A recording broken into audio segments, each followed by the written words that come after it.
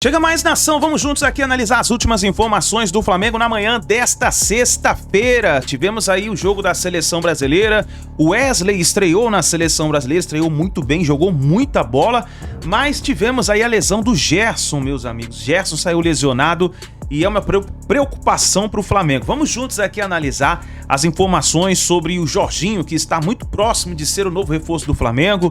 Tem informação também sobre o Rafinha, podendo vir juntamente permanecer aí no corpo técnico do Flamengo. Será que isso pode acontecer? Vamos analisar todas as informações do Mengão. Faz o seguinte, dá aquela moral, deixa o seu like. Se você não é inscrito aqui no canal Meu Mengão React, se inscreva e ative o sino das notificações. Aqui todos os dias trazemos para vocês todas as informações do Flamengo, tá bom? Vou deixar os créditos desse vídeo ao canal da ESPN Brasil, link na descrição como créditos. Vamos juntos analisar as últimas informações do Flamengo na manhã desta sexta-feira. Para o Dr. Rodrigo Lasmar traz a informação que foi a posterior da coxa esquerda do Gerson, que vai passar por novos exames nesta sexta-feira para avaliar a gravidade da lesão. Ele que saiu chorando de campo, né? Foi uma cena muito forte, muito torcedor rubro-negro, muito flamenguista reclamando, olha a seleção atrapalhando meu time, mas ele saiu já com algum desconforto da final contra o Fluminense, né? E aí o torcedor reclama mais ainda. Poxa, já estavam ali os sinais de que o Gerson não estava 100%. Ele foi pro jogo e acabou saindo contundido. Ô Elton, só para fechar a seleção brasileira, você acha que Wesley e Matheus Cunha serão titulares contra a Argentina? É difícil falar, acho que o Dorival falou sobre isso até na coletiva, né? Sobre pensar na Argentina. O Matheus Cunha, ele entrou bem. Eu acho que é um jogador que pode funcionar muito como um 10. Eu mudo um pouco a característica da equipe, porque o Matheus Cunha não é um atacante de área, né? Não é um 9, não é um cara que a gente imagina que vai jogar ali entre os zagueiros, ainda mais contra a Argentina. Ele é um cara que funciona como um 10 mesmo, né? Um segundo atacante, muitas vezes, um ponta de lança. E aí modificaria até o posicionamento talvez do Rafinha, que jogou um pouco mais por dentro, né, nesse jogo, mas eu acho que traz algo que a seleção não teve durante boa parte do jogo contra a Colômbia, que é esse poder de fogo no corredor central, né, de criatividade e finalização. Então pode ser uma possibilidade. A questão do Wesley, ele entrou muito bem, né?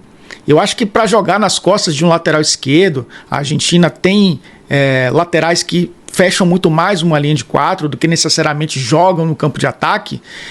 Eu acho que para abrir defesa, ele ainda não é esse jogador. Ele é jogador para ter campo para atacar.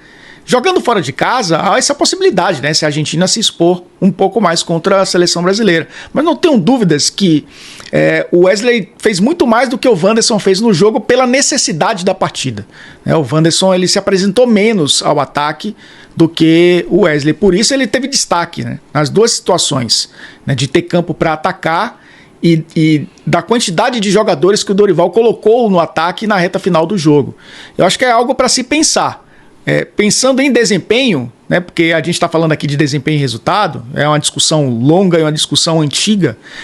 Pensando em desempenho, eu acho que o Wesley caberia mais nessa lateral direita. Agora, pensando no resultado, talvez ali um empate seja bom para o Dorival, não sei se ele arriscaria colocar o jogador do Flamengo. Cara, primeiramente, um belo gol, né, dele, merece muito, não tem nem o que falar, para mim o melhor jogador do mundo que tem. Então, receber um elogio dele, uma motivação dele, para mim é muito gratificante. E eles sabem o peso que eles têm na palavra deles, falando para alguém que está chegando. Então, eles são jogadores de alto nível e chega um cara novo, igual eu, em primeira convocação, e ele sabendo que a palavra dele vai ajudar muito, isso não tem como é que eu posso falar?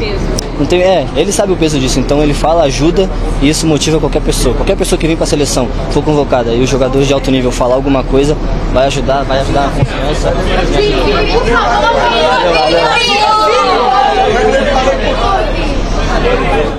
Ficou no pedido de Vini, mas o Vini passou lotado, como faz às vezes com os laterais, os zagueiros, especialmente na Espanha.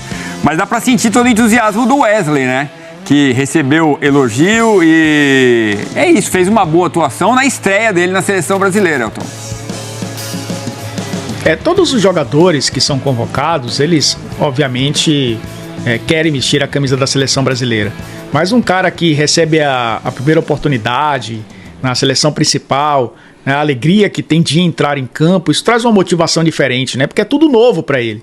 Então acho que isso traz também um frescor para esse grupo, que é jovem, mas que tem jogadores já de muita experiência na Europa, que olham para um jogador que está no futebol brasileiro, que tem se destacado bem, tendo esse brilho nos olhos, né, de entrar em campo e contribuir, né, com a vitória da seleção brasileira. E é aquela história que a gente estava comentando aqui, Edu. Pode até não ser titular no próximo jogo, mas se tornou uma peça importante, pensando nisso que você falou também, né, de sequência de trabalho, pensando já em montagem de elenco, olhando uma Copa do Mundo. Acho que é um jogador para se pensar, porque para mim, dos convocados, é o que teve a maior evolução da última data FIFA para cá. Mereceu estar na seleção brasileira. Não surpreende ninguém o que ele joga no Flamengo, né? Que acompanha os jogos do Flamengo, aliás, desde o ano passado. Ele vem jogando muito bem, né? Muita gente já falava, não, o Wesley deve ser titular, deve sair jogando, inclusive, pelo que ele vem mostrando aqui nos estádios brasileiros, né? E por falar em Flamengo, um cara que o Dorival Júnior deve estar de olho na recuperação é o Pedro, que poderia ser uma opção bem interessante para a seleção brasileira e pode ser na Copa do Mundo. Vamos ver como ele volta da contusão, né? Ele que já está começando a correr, fisicamente já está bem melhor, né? Falta ainda mais mobilidade, condições de jogo mesmo, né? Mas o Dorival com certeza pensa em Pedro, né, Elton? Sim, até porque o sistema de jogo, ele permite que você tenha um atacante das características do Pedro, né? A seleção brasileira, montada pelo Dorival, tem esse jogador central, ele não gosta de 2 jogadores móveis apenas. A gente viu o João Pedro ter oportunidade, mesmo não tendo jogado nessa temporada, nessa posição com regularidade. Mas é um jogador que conhece a posição. Ele tentou o Igor Jesus também. Então eu acho que é um jogador que para o futuro vai ser convocado e aí vai brigar por titularidade, tem muitas condições de ser titular da seleção brasileira por sua qualidade, mas aí é etapa por etapa, não é, Edu? Vai ter que se recuperar fisicamente, vai ter que voltar a jogar pelo Flamengo, ganhar sua posição, que eu acho que aí talvez seja o menor dos trabalhos, e ter sequência para voltar a merecer uma convocação. E volta de lesões longas sempre é uma questão de muito cuidado, né? A gente viu o Neymar, por exemplo, é um jogador que passou um tempão lesionado, voltou a jogar, voltou a sentir. Então é um jogador que a gente sempre fica com esse olhar, né, de cuidado, que eu acho que o Pedro merece também. E olha só, nação, o técnico Felipe Luiz tem sido elogiado demais aí pela imprensa esportiva. O Felipe Luiz tem brilhado no Flamengo, são inúmeras conquistas, já são 3 títulos que ele já conquistou pelo Flamengo. Tem mais títulos do que derrota, e o PVC fez uma boa análise falando sobre o trabalho do Felipe Luiz no Flamengo, que muitos dizem que pode ser o próximo técnico da seleção brasileira. Eu espero que ele fique, meu amigo, no mínimo uns 3 anos no Flamengo, pro Mengão ganhar é tudo. Mas vamos ver, né, o que o Felipe Luiz vai preparar para essa temporada 2025, que promete ser uma temporada espetacular para o Flamengo. Vai ter o Super Mundial, mas dá só uma olhada no que o PVC falou do Felipe Luiz. Eu vejo muitos jornalistas também falando que o Brasil segue muitas modas, né? E assim, o Jorge Jesus foi o primeiro português bem sucedido, ver outra galera, não sei o quê.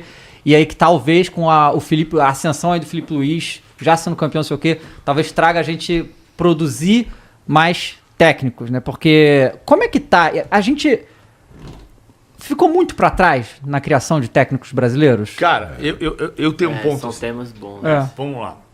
Você quer falar? Então, eu falo até mais rápido. Eu acho que existe uma importância fundamental. Não, fala mais rápido. Importância fundamental no trabalho que você faz e o legado que fica no clube, né? Que é o caso do Felipe Luiz. Né? Para sair um pouco do futebol, Gustavo Kuerten. Né? O que representou o Gustavo Kuerten na era de ouro do tênis brasileiro. Né? E qual foi a sequência de trabalho que houve depois do Kuerten? Nenhuma sequência. Sim. Nenhuma sequência. Agora tem o João. Né? É aproveitar este momento e continuar o trabalho. Você vai ter frutos. A pergunta que você fez é exatamente nesta relação. Você faz um bom trabalho com o Felipe Luiz e vai ter uma sequência de trabalho. É como o garoto que tem o Gabigol como ídolo, né? E de repente ele quer ser jogador de futebol, e ele vai se aplicar, e ele vai ver toda aquela referência do ídolo dele. Isso vai fazer diferença na carreira de todo profissional. E eu entendo da mesma forma com relação ao Felipe Luiz e os técnicos brasileiros, que é a pergunta que você fez. Eu falo rápido, é isso aí. Eu acho que a gente tem um déficit teórico. Não quer dizer que você tem um déficit prático. O Dorival Júnior é o maior técnico do planeta. O Lionel Scaloni também não era em 2019. O Scaloni não é um exemplo de um técnico mais moderno do planeta. Tem técnicos argentinos, o Simeone é mais moderno do que o Scaloni. Mas a gente tem um problema no Brasil. Qual é o grande déficit deste país? Educação. Se você tem um déficit educacional, é natural que você tenha advogados menos bem formados, médicos menos bem formados, jornalistas menos bem formados, jornalistas, técnicos de futebol. Não é que você... O problema do Brasil é que a cultura do futebol brasileiro, toda ela é oral. Então, vou dar um exemplo. No livro que eu escrevi, Escola Brasileira de Futebol, tem um capítulo sobre o TIM. Porque o TIM, todos os grandes jornalistas, o Fernando Calazans, José Trajano, que trabalharam com o TIM, dizem: o TIM foi o maior estrategista que existe. Aí eu liguei para o Gilson Nunes.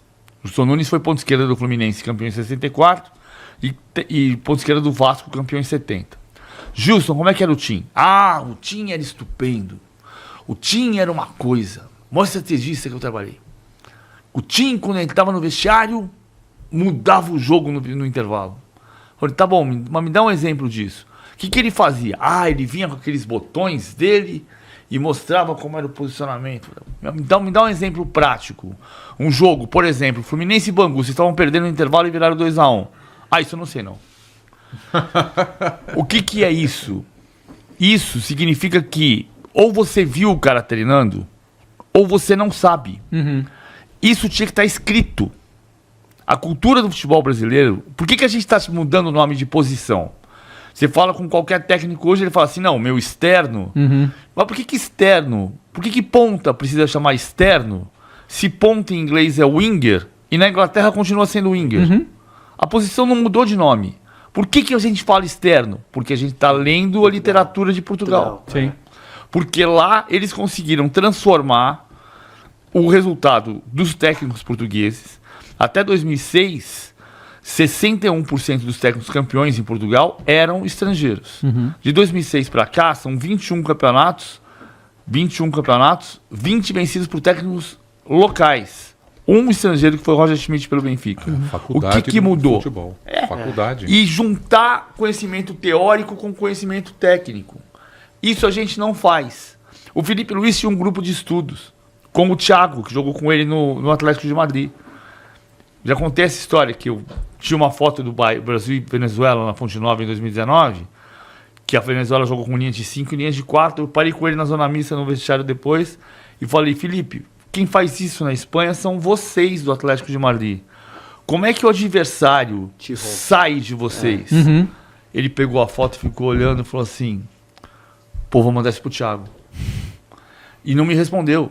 Mas, cara, é o Real Madrid que sai de vocês assim. O que arapuca que eles armam contra a armadilha que vocês fizeram? Ele falou, vou estudar isso aqui. Vou mandar pro Thiago. E foi estudar aquilo ali. E o Thiago hoje é o que lá? O Thiago hoje não é... O Thiago é auxiliar técnico, não sei onde é que ele tá. Mas eles tinham um grupo de estudos. É inacreditável que você saiba que a CBF Academy produz 15 milhões de reais por ano e não forma um técnico. Isso é inacreditável. Concordo. Cara, o Felipe, eu vou dizer, formou foi o Felipe Luiz que saiu da CBF Academy. Mentira!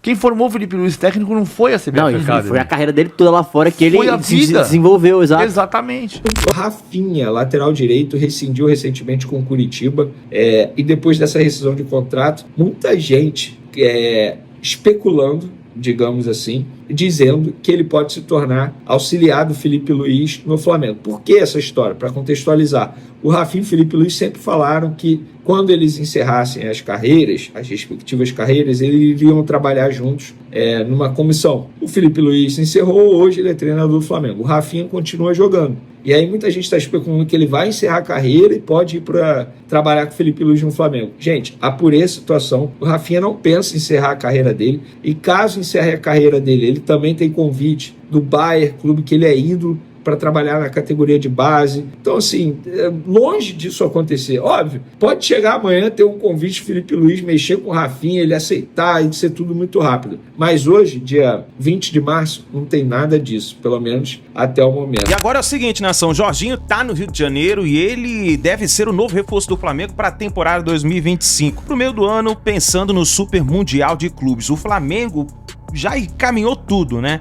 Eu acho que até mesmo o Jorginho deve voltar pro Arsenal já com pré-contrato assinado ali nos bastidores, porque trouxe a esposa ali para conhecer, ela que é irlandesa, trouxe a esposa para poder conhecer o Brasil, Rio de Janeiro, e ele vai ficar até sábado no Rio de Janeiro mostrando aonde que ele vai treinar, aonde ele vai jogar, aonde eles vão morar. Eu acho que vai dar certo essa negociação e, na minha opinião, se o Jorginho chegar no Flamengo, se tornar o novo reforço do Mengão, cara, nós vamos ter o melhor meio-campo da América do Sul e, se não, do planeta. Porque, olha só, Arrascaeta, De La Cruz, Eric Pulgar, Gerson, Jorginho, cara, pô, quantas peças que o Felipe Luiz vai ter, ele vai poder montar 2 times tranquilamente para jogar a Copa do Brasil, Brasileirão, Libertadores, Super Mundial. Tá demais, tá demais. João Guilherme falou sobre isso. Tratação espetacular. Eu tô vendo muita gente, é o mesmo caso do Danilo. Antes do Danilo chegar, tinha muita gente, esse Danilo aí não joga nada e tal. Por quê? Porque ficou com a imagem do Danilo, da seleção brasileira, jogando de lateral direito, que recentemente o Danilo não tem sido mais lateral direito. Lá na Juventus ele era zagueiro e andou fazendo boas temporadas lá. O caso do Danilo é um caso muito parecido com o do Jorginho, porque chega um determinado momento da carreira do jogador, quando ele entra nessa faixa de 33, 34 anos, os grandes clubes da Europa começam naturalmente a promover uma renovação no elenco. E esses caras vão perdendo espaço por uma questão de idade, mas não é por uma questão de qualidade, é por uma questão de intensidade para o ritmo dele lá, né? Você pode reparar que a maioria que chega nessa faixa aí de 34, 35, já começa ou a jogar em equipes menores da Europa ou ir para outras partes do mundo, né? Vai jogar lá no Oriente Médio, vem aqui para o futebol brasileiro, vai jogar lá nos Estados Unidos na MLS. Então o caso do Danilo é um caso muito parecido com o do Jorginho, né? O Danilo, ele veio e quando ele chegou e começou a jogar, ficou todo mundo assim, porra, caraca. Mas por que isso? Porque a maioria do público aqui no Brasil não acompanha o futebol internacional. A galera vê os grandes jogos. Por exemplo, Real Madrid e Barcelona, o povão vê. Final da Champions League, o povão vê. Algum jogo que tenha um duelo especial envolvendo grandes estrelas do mundo da bola, a galera vê. Agora, o campeonato todo, Premier League, todas as rodadas, Série A italiana, todas as rodadas, La Liga, todas as rodadas, quem assiste isso é um nicho, um público segmentado, grande, um público mais jovem, a galera do videogame se amarra, e quem é apaixonado pelo futebol internacional. Porque o povão, ele acompanha mesmo o time dele. O cara quer saber do Flamengo, do Vasco, do Botafogo, do Palmeiras. O cara tá mais ligado no Botafogo e Madureira do que no Real Madrid jogando contra o Valladolid. Ele vê o Botafogo e Madureira. Então as pessoas que comentam isso não acompanham, não conhecem muito. O Jorginho é o mesmo caso do Danilo. Hein? O Danilo, nos poucos momentos que ele esteve em campo no Flamengo, já deu para perceber o nível dele elevadíssimo, e ele jogando com frequência, a possibilidade dele ser titular do time do Felipe Luiz é muito grande, e jogar até mesmo com 3 zagueiros, o Felipe arrumar uma solução tática para colocar ele, o Léo Ortiz e o Léo Pereira. E o Jorginho é igual. O Jorginho tem um nível técnico acima da média. é um jogador com uma carreira consolidada na Europa. Só que para os padrões europeus ele começa a entrar naquele ciclo descendente, mas que aqui pode fazer com que ele jogue mais 3, 4 anos num nível elevadíssimo. Nós temos exemplos no futebol brasileiro de jogadores com 37, 38 anos que estão aí jogando muito bem. Eu posso citar o Thiago Silva, que é um zagueiro extraordinário, e o Hulk, atacante, né, que é um grande profissional, é um atacante muito bom. Ou seja, esse cara vem para cá, ele vai deitar, gente. Bota aí no YouTube, Jorginho, Arsenal, Chelsea, Napoli. Ele é um construtor de jogadas. Ele é um volante que cria espaços, cria situações, organiza times. E eu estou muito curioso, caso ele venha, eu acho que vem, para ver ele encaixado no esquema do Felipe Luiz. Porque ele é um jogador que tem tudo, e com certeza o Felipe viu isso e foi falar com ele: cara, você é o jogador que eu preciso no meu time. Porque ele dá cadência ao jogo, ele organiza o jogo, ele pifa a bola, ele faz assistências, ele lá de trás, ele joga como um meia mais recuado. Só que o meio-campo do Flamengo tem Pulgar, tem De La Cruz, eles estão formando uma dupla de volantes excepcional, hein? O Pulgar mais cadenciado, mais técnico, o De La Cruz mais dinâmico. Os dois estão jogando muita bola. Aí você tem o Arrascaeta e o Gerson, que são dois jogadores históricos no Flamengo. E dois jogadores de enorme qualidade também. Só que o Jorginho ele vai entrar e ele vai dar ainda mais qualidade a esse time do Flamengo, que já tem Rossi, trabalha muito bem a saída de bola com os pés excelentes. Léo Pereira e Léo Ortiz são zagueiros técnicos. O Léo Ortiz, então, é brincadeira. É covardia o que ele joga. O Danilo é tudo isso que eu falei. Ele é um Jorginho zagueiro, alto nível técnico, saída de jogo muito qualificada. O Alexandro pela esquerda é a mesma coisa. É outro bom exemplo. Jogador também nessa faixa de 30 e poucos anos, que ficou muito tempo na Europa, mas com o tempo ele entrou em declínio para o padrão de lá, e aqui tem jogado muito bem e tem sido muito importante. Alexandro, outro cara de muita qualidade. Aí você vem Pulgar, De La Cruz, dupla de volantes espetacular. Gerson e Arrascaeta. E o Jorginho entra nesse bolo aí. Gente, é muita qualidade reunida. Aí você vai para o ataque e daqui a pouco o Pedro vai voltar, hein? O Pedro está na fase final de recuperação. Então imaginem aqui os jogadores que o Felipe Luiz vai ter. Eu estou falando de jogadores técnicos. Jogadores com muita qualidade técnica, que dão toque preciso, que fazem a bola girar, que encaixam no esquema de jogo do Felipe Luiz. Rossi, Léo Pereira, Léo Ortiz, Danilo, Alexandro, Pulgar, De La Cruz, Gerson, Arrascaeta, Jorginho e Pedro. São 11 caras que eu falei aqui que tem muita qualidade. E agregando a eles, você tem o rei dos clássicos, Bruno Henrique, que se não é um primor de técnica, é um jogador espetacular e decisivo. A história dele está mostrando aí.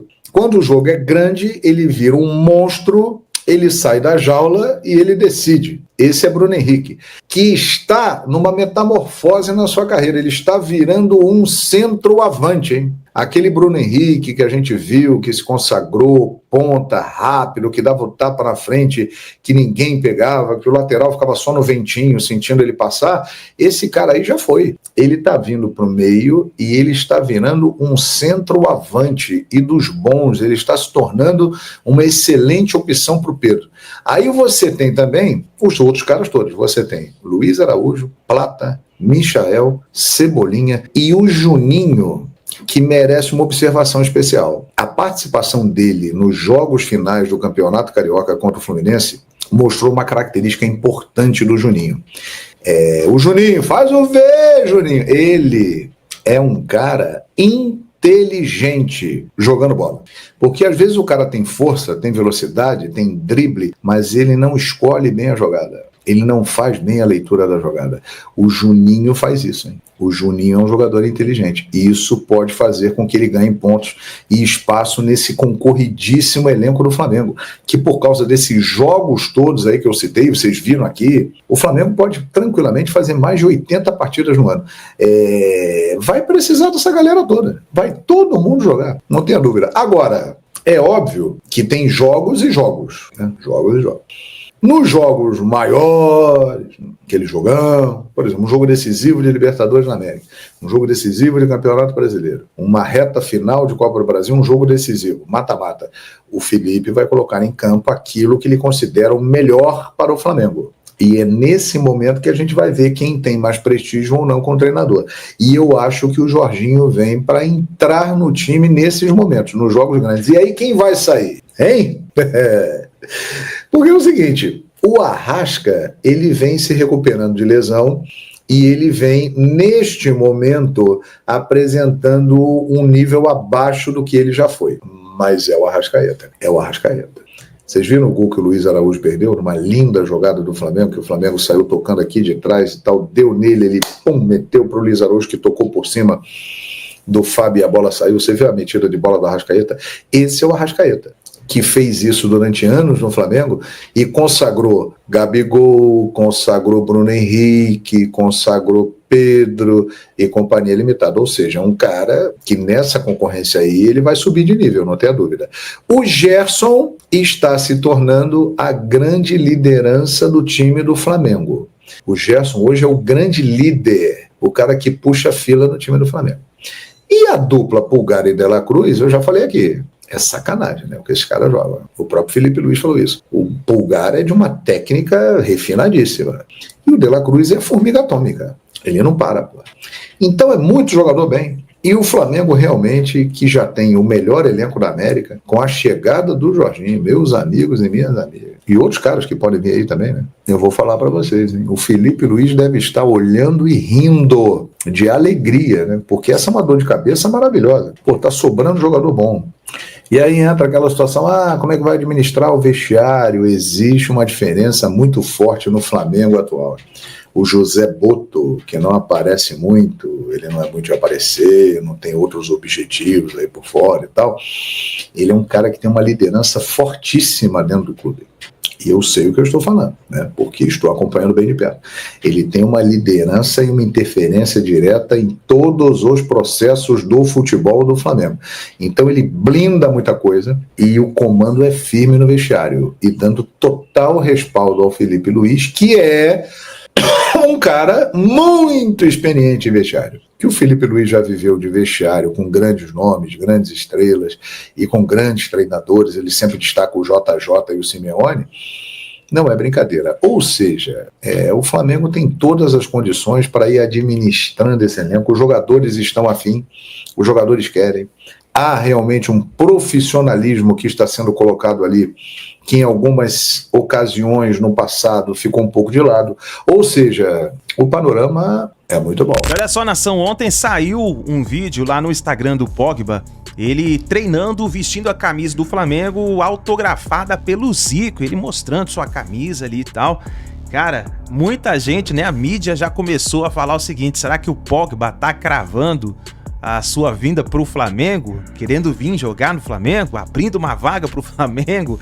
Ainda mais que ele estava suspenso, né? Ficou esse tempo suspenso e tá voltando agora, tá buscando um clube para jogar, voltar a jogar. E aí, meus amigos, muita gente já falou assim, será que vem pro Super Mundial de Clubes? Mas, cara, eu acho muito difícil isso acontecer, é muito difícil. Ele que é amigo do Memphis Depay, uma vez já ligou pro Memphis, falando para ele vir jogar no Brasil. Cara, eu acho muito difícil isso acontecer. Mas tá aí, ele vestindo a camisa do Flamengo, representando o manto lá, divulgando o nosso Mengão no exterior.